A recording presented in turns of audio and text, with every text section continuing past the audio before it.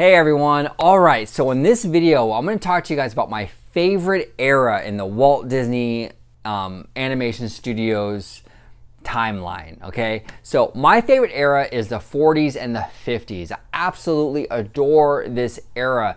I feel like Disney really got their stride in really cementing their style in the 40s and the 50s. We had, like Mr. Toad, Wind in the Willows, Pinocchio, Fantasia, and then you move on to the 50s with like Alice in Wonderland, Peter Pan, Cinderella, Lady and the Tramp. This is the era. This is the quintessential Disney era in animation, and I absolutely love it. It's my all-time favorite part of Disney history, and all these films, especially Peter Pan. It's a great movie.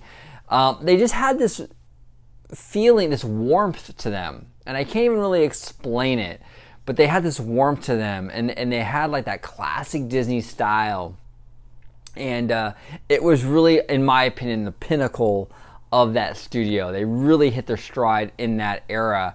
Honorable mention though, I'm going to give an honorable mention to the Renaissance period, which is like the late 80s and the early 90s, with Little Mermaid, Beauty and the Beast, Lion King, Aladdin. That era is probably my second favorite in Disney animation history.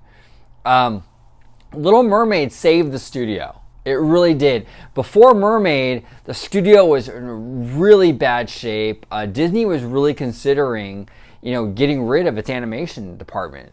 Okay, it was really having a hard time just keeping relevant after Walt's death, and Mermaid really just shot the studio back up, through the stratosphere. So that whole era was perfect. And the thing I love about the Renaissance era, late 80s, early 90s, is that it had one foot in the past. Like all those films, like Mermaid, Beauty and the Beast, Lion King, all those films, they still felt very Disney, right? They still felt like the films that Walt made.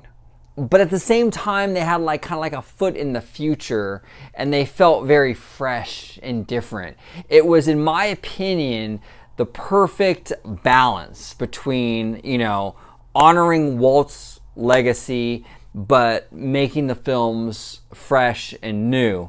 It was that perfect balance. And I think that's one thing, and I know I'm going to get so much heat for this, and I'm going to say it anyway. I don't care. But that's one thing I think the new films are really lacking. There's exceptions. I think Tangled, I think Frozen, those films kind of have a Renaissance feel to them.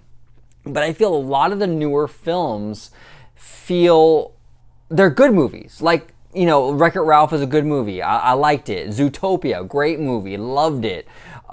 Big Hero 6, good movie.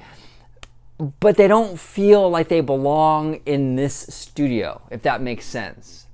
Big Hero 6 feels like a Pixar movie or a DreamWorks movie. So does Zootopia. So does Wreck-It Ralph.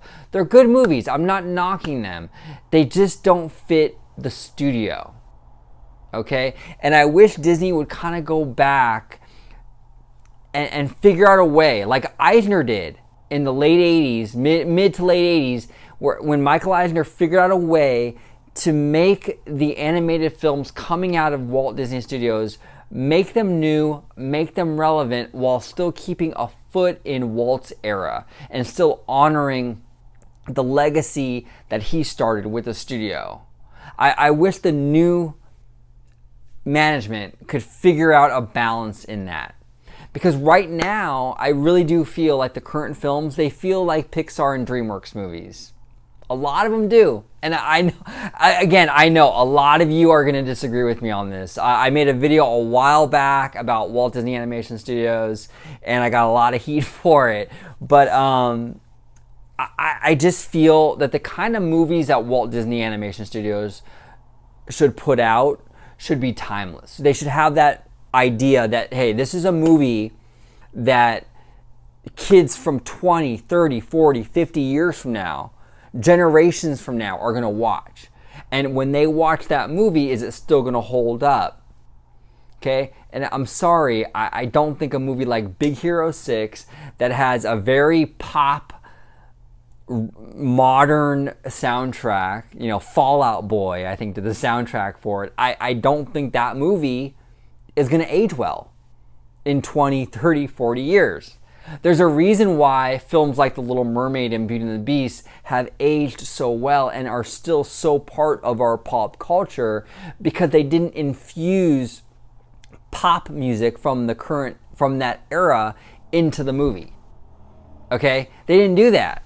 Beauty and the Beast, you wouldn't know what era it's in. There's no reference to the 90s in Beauty and the Beast. There's no reference to the 80s in The Little Mermaid. That's why the movies stayed fresh for generations, and that's why they're going to live on for much longer than a movie like, say, Big Hero 6 or even Zootopia that is very much a sign of that time, if that makes sense. So, again, I know it's an unpopular opinion, but I digress.